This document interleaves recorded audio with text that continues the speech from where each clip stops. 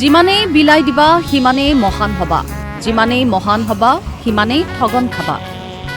আখৰে আখৰে সত্য প্ৰমাণিত হ'ল ডবকাত। ৰহিমউদ্দিন নামৰ এই ৰিক্সা চালক মহান হ'বলৈ গৈ দিলে সকলো বিলাই। বুজাই হাম হস্পিটেলত যাম বুলি ভাড়াত লৈছিলে। লোৱাৰ পিছত 600 টকা বন্দোবস্ত কৰি ভাড়াত লৈছিলে। লৈ পেলাই মোক ক'লে, দাদা ডবকাৰ পৰা নীলবাগানলৈ বুলি ৰহিমৰ ৰিক্সাত উঠিল যাত্ৰী। প্ৰথমে ৰহিমউদ্দিনৰ পৰা বিনম্ৰতাৰে খুজিলে টকা 1000।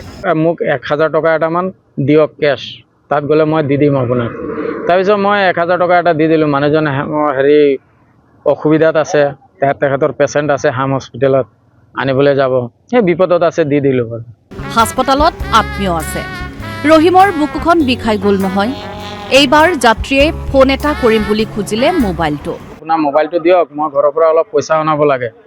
তাৰপিছত মোৰ মোবাইলটো দিলোঁ। তেওঁ ঘৰত নে ক'ত ফোন মাৰিলে, মাৰি পেলাই তাৰপিছত কথা পাতি মোক ক'লে যে টকাটো নীলবাগানৰ পৰা দিব, মোৰ জোঁৱাইৰ দোকান পৰা, তাত গ'লে মই আপোনাক পইচাটো দি দিম।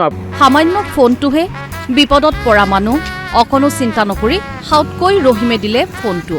মই দি দিলোঁ বিশ্বাসত। এইবাৰ যাত্ৰীয়ে ক'লে নীলবাগানত আত্মীয়ৰ দোকান আছে, টকা ঘূৰাই দিব ৰহিমক। নীলবাগানত গ'লে, যোৱাৰ পিছত তেখেতে মোক মোবাইলটো ক'লে যে আপোনাৰ মোবাইলটো দিয়ক, মই ঘৰত ফোন মাৰি দোকানীৰ লগত কথা পতাই তাৰ পৰা পইচাটো ল'ম। আহি পালে নীলবাগান। যাত্ৰী নামিল। ৰহিমৰ মোবাইলত কথা পাতি পাতি অন্তৰ্ধান। কৈ পেলাই মই 2জন পেছেঞ্জাৰৰ পৰা মানে ভাড়া লৈ আছিলোঁ।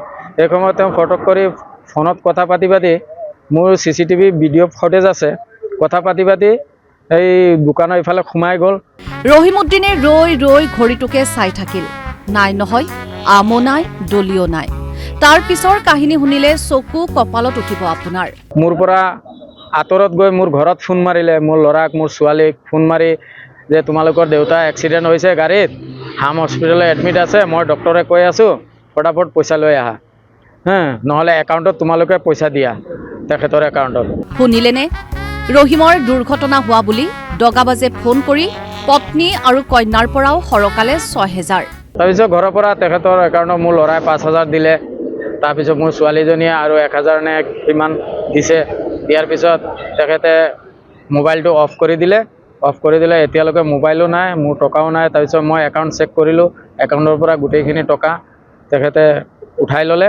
এতিয়া বেচেৰা ৰহিমে ৰেহেম বিচাৰি ওচৰ চাপিছে আৰক্ষীৰ। মই বৰ্তমানে ডবকা থানাত এজাহাৰ দিছোঁ তেখেতৰ বিৰুদ্ধে। CCTV ফুটেজ দি আছোঁ আপোনালোকৰ সংবাদ মাধ্যমৰ জৰিয়তে। গতিকে ৰাইজে অলপ বিচাৰ খোচাৰ কৰি যদি ব্যক্তিজনক ক'ৰবাত দেখা পায়, তেতিয়া যোগাযোগ কৰিবলৈ মই ৰাইজক অনুৰোধ।